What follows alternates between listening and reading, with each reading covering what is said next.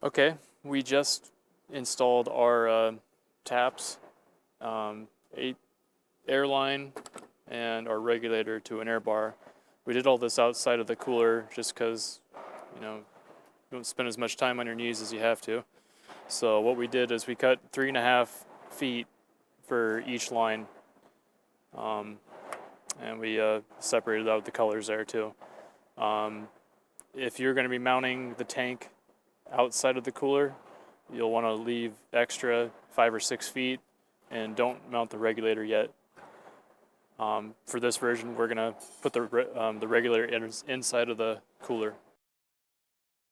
The next thing we're going to do is we're going to strap our air bar to the back wall, and you want to find a location center of where your kegs are. The reason why we do this is so that the lines don't get in the way of the kegs. And next we will tidy up our lines and connect our beer lines and strap everything up. Alright, so what we've done here is we've connected in our beer lines. We connected our beer washer into here and tightened down our beer nuts. We have strapped our lines all the way back up to the air bar, and we made it nice and tidy up there with 5/8 loop clamps here, 1/2-inch loop clamps for the beer lines just to keep lines from sagging. We use zip ties here. You can use zip ties or electrical tape. For the beer tap itself, it's a good idea to leave yourself a little loop right here.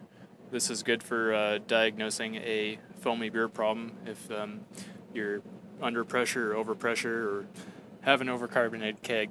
It's a good tool. So that's that, and just make sure you don't have anything blocking the linkage on the bottoms up valve, and just try to keep everything nice and neat. So here's what we've done since we strapped up the air bar.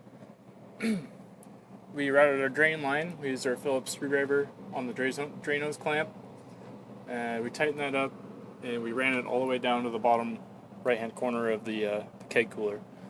The important thing to note about this is that you want the direction to go downhill. The reason for that is because what can happen is a vapor lock, which won't allow your pan to drain. So it's important that you need to run downhill with it.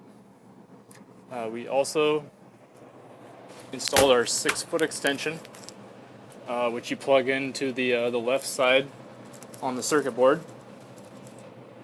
We routed it over to the wall, over and back down, and we're going to leave it right here. And you can see these 3 knockouts right here. You can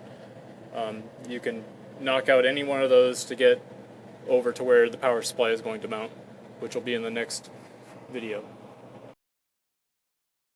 Alright, now you're going to pull off the 6 Phillips head screws that hold the compressor cover on. So once we do that, we will mount our power supply back there.